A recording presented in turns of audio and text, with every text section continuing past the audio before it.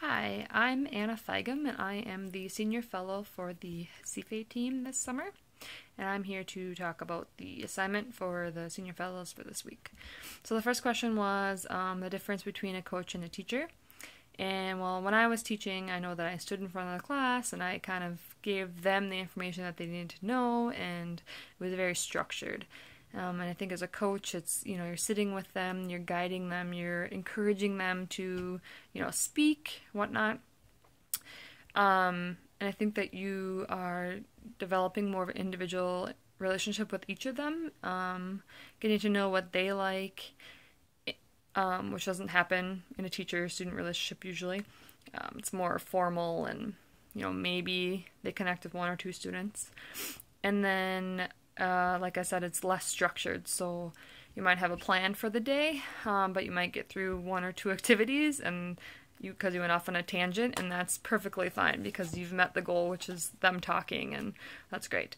Whereas in a teacher, they have a lesson plan and they need to get to the end to move on the next day. And then tips for being a good coach is to be enthusiastic. I think that's number one. Number two is to be you, and I think that will really resonate with them. If you just, be you, it'll come off the most authentic. And then thirdly, to know the difference between your students.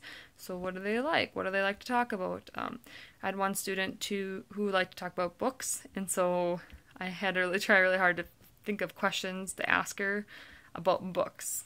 I mean, I read, but it was just, there's not a lot of questions that I could have asked about books. So I had to really come up with questions about that. And then lastly, I think it's always nice for them to see you trying Portuguese. Especially, I have very little background in Portuguese, so me screwing up in Portuguese and just putting myself out there kind of showed them that they could also put themselves out there and not be judged, and it's not as scary as if I'm doing it too.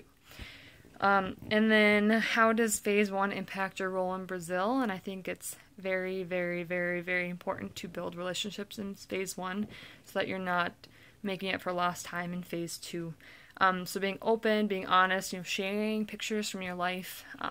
So then when you get to phase two, it'll be, more you can focus on talking, and it's not so much like, okay, who are you?